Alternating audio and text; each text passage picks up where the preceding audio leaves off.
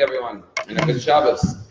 There's a story told about these two fellows who were sharing a hospital room, and one had the bed by the window, and one had the bed near the door with a curtain in between. And every day when they would feed the man by the window his lunch, they would bring up the back of his bed so he could sit up and eat his lunch in bed. And he would look out the window and he would describe to the guy in the other bed what he's seeing.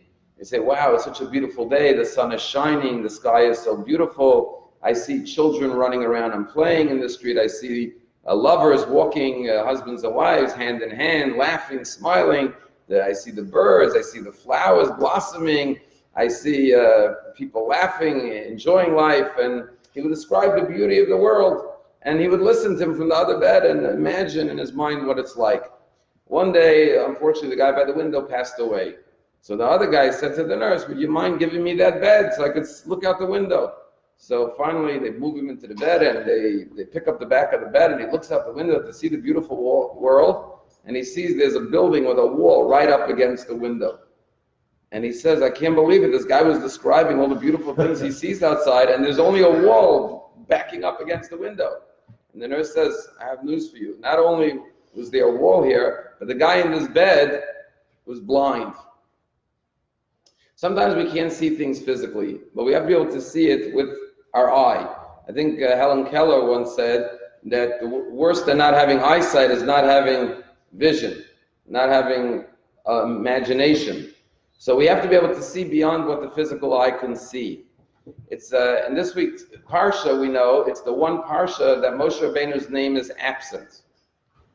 And it has something in common with Purim, which we're going to celebrate this week, because Purim is the only book from all the books of Tanakh where God's name is absent. So we have this idea that Moshe is not found in this week's Parsha, the only Parsha in his life that his name is not found.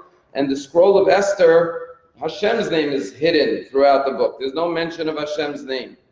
And the message of this commonality is that sometimes we don't see Hashem's hand in the story, in our lives. And we say, where is God? All I see is a blank wall, or is blind, I can't see anything. Hashem seems to be absent, to be missing from the picture. But our job is to find God in the story and to be able to believe and see his hand even where it's not apparent or evident in a revealed way.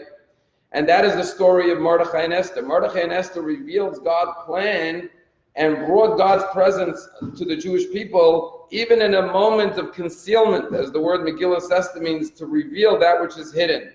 And turn this story where seemingly God was absent, there was no overt presence of miraculous presence of God, but they affirmed that God worked miracles through the natural order and turned this day into the most joyous of all holidays. Why is it the most joyous of all holidays? Because deliberately where God is not found and we declare God's presence and draw down God's presence and reveal God's presence in a place where he was formerly absent, then we created God's presence in our lives and our story, and we revealed his presence, and therefore it brings a heightened joy that even the greatest miracles like Passover cannot create. And that's why the holiday where God was missing or hiding or absent is the holiday that turns out to be the most joyous holiday of all. And you know, this Shabbat is Parshat Zachor. It's the Shabbos of remembrance. We remember all the tragedies in Jewish history, starting with Amalek, that we will read about tomorrow, all the way to our generation, Hitler Yamach Shemo.